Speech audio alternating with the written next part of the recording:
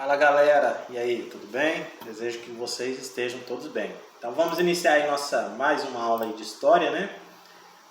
Espero que vocês tenham conseguido completar certinho a última apostila. Então, como vocês sabem, eu coloco um texto e aí aqui eu explico o texto, fica melhor para a gente trabalhar, porque senão ficam textos longos, né? Aí vocês têm um livro para pesquisar aí de vocês têm a internet, tá? Podem pesquisar também, pode tirar as dúvidas comigo no WhatsApp, sem problema, tá? O importante é a gente estudar.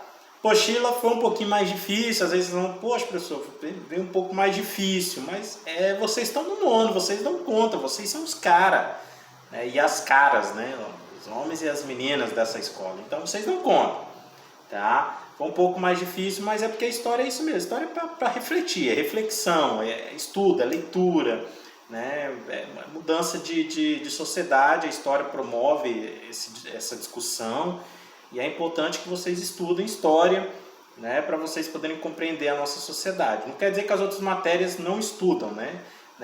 Português não é só para aprender a ler e escrever, do mesmo jeito que matemática não é só para aprender a contar. Também são formas de crítica, né, ao mundo em que a gente vive, da gente poder refletir sobre a nossa sociedade. Mas a história ela aprofunda um pouco mais porque ela vai direto no problema, né? Vai direto na ferida, mostrando os fatos históricos. Então, pessoal, tem um textinho aí básico, né, tranquilo, que fala sobre a Primeira República. Então, vejamos só. A proclamação da República ela ocorreu no dia 15 de novembro de 1889. Nós tivemos, então, de 1889 a 1930, chamada Primeira República.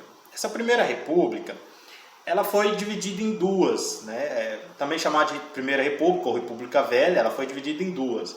De 1889 a 1894 foi chamada de República da Espada. Chamava-se assim por causa que era o exército, que tiveram como os dois primeiros presidentes do Brasil, eram marechais do exército. Primeiramente, o primeiro presidente do Brasil, o marechal Deodoro da Fonseca, que governou de 1889 a 1891, e o segundo presidente do Brasil, o Marechal Floriano Peixoto, de 1891 a 1894. Essa é chamada de República da Espada, tá?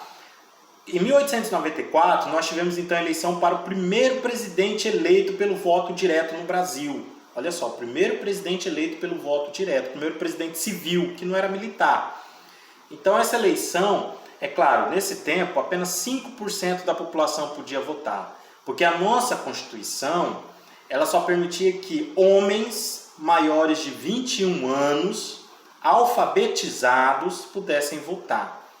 Então, claro, não tinha nenhuma referência a mulheres, mas obviamente as mulheres não podiam votar, tá? Então, somente 5% da população do Brasil era alfabetizada e eram homens acima de 21 anos. Então essa eleição, se nós pegarmos em comparação a hoje, é claro que hoje a nossa população é muito maior, mas nós temos mais de 100 milhões de eleitores. Nesse tempo, as eleições elas tinham entre 200 a 400 mil eleitores, era muito pouco, né? Era bem pouco as pessoas que podiam votar.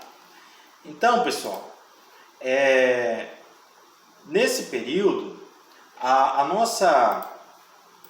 esse período que eu expliquei para vocês, o primeiro, a chamada República da Espada, ela só tem 5 anos de duração, 1889 e 1894, e aí a chamada República das Oligarquias, ou República Oligárquica, que quer dizer República do Poder de Poucos. Oligarquia significa poder de poucos.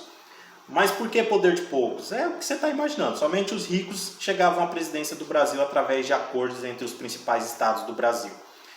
Nesse tempo, os principais estados eram Pernambuco, o principal era São Paulo, Minas Gerais, Rio de Janeiro e Rio Grande do Sul. Tá? Eram os principais estados que tinham no nosso país e esses estados eram quem controlava a política e a economia brasileira. Tá? Então é importante a gente saber disso. Então, nós tivemos, recapitulando, Deodoro da Fonseca, primeiro presidente, mas não foi eleito pelo voto direto, nem ele nem o Floriano. Eles foram eleitos indiretamente porque foi no período ali em que o Brasil proclamou a República. Então quem elegeu ele foram os deputados. Depois o Prudente de Moraes, o primeiro presidente eleito diretamente pelo voto, né, dos brasileiros.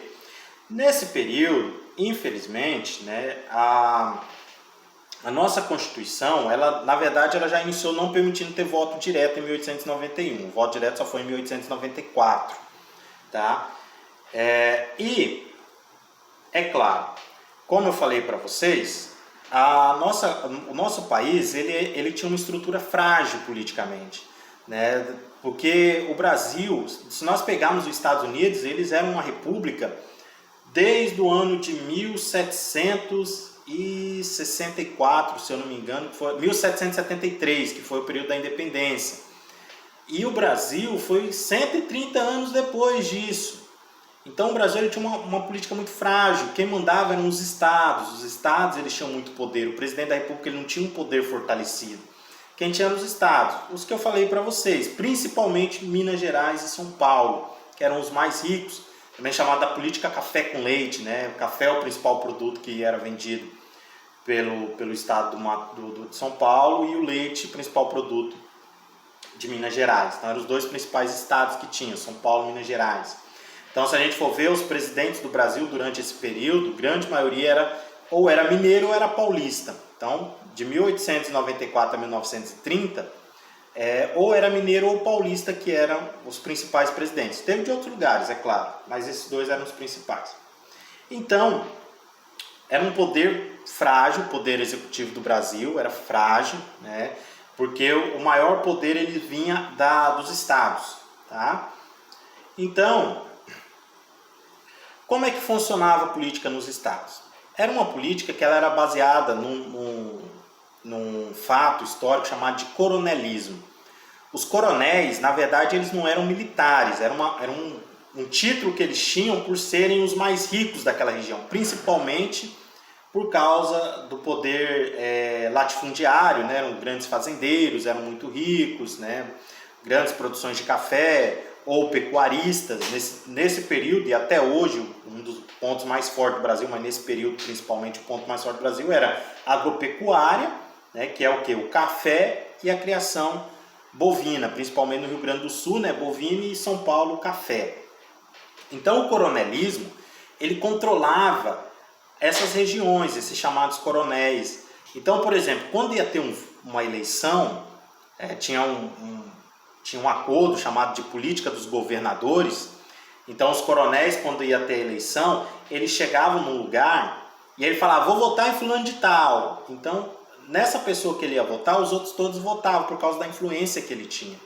E aí a política dos governadores, o presidente eleito falava assim: olha, vamos eleger deputados que vão aprovar as minhas decisões, né, as leis que eu irei propor, e assim eu também beneficio vocês. Então era uma troca de favor entre o governador, o deputado e o presidente, era chamada de política dos governadores.